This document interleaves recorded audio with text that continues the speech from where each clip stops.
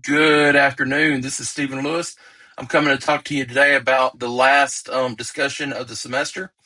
We're going to talk about a review of George Marsden's The Outrageous Idea of Christian Scholarship and some outside sources that I have brought in to help review it that will look at it at different angles. So let's jump right in. George Marsden's The Outrageous Idea of Christian Scholarship opens with an observation.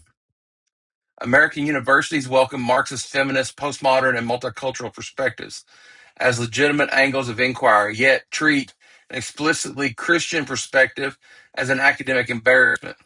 Marsden calls this asymmetry outrageous, not because Christian scholarship is absurd, but because the Academy's own pluralistic logic should make room for it. His historical argument traces how the 19th century research university replaced a broadly Protestant establishment with what he elsewhere calls established non-belief, making secular rationality the default, supposedly neutral starting point for scholarship. Marsden's remedy is modest. Christian scholars should let faith function as a background commitment, shaping the questions they ask, while still meeting their discipline's evidentiary standards.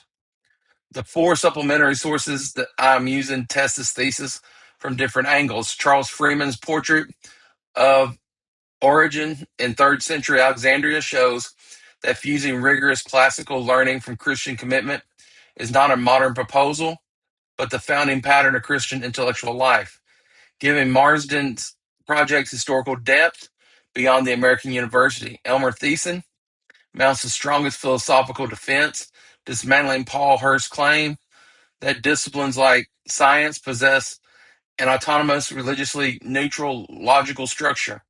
If post-Caninian epistemology already concedes that all inquiry is theory laden, Thiessen argues excluding Christian perspectives while welcoming Marxists or feminists ones is simply inconsistent. Vinay Samuel pushes Marston's American framework outward in contending that genuine Christian scholarship in this century will increasingly be produced in non-Western intellectual communities rather than Western faculties.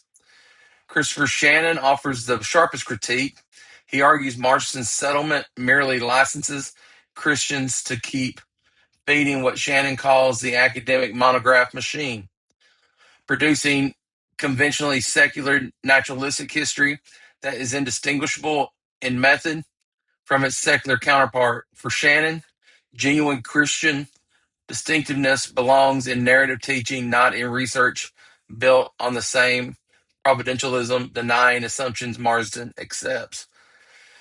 Read together, these four sources show that Marsden's diagnosis of academic prejudice is widely shared, but his proposed solution satisfies no one fully. It is too cautious for Shannon, under-theorized without Thiessen's epistemology, and too narrowly American for Samuel. Marsden opened a door the other scholars dispute what should walk through it. Thank you.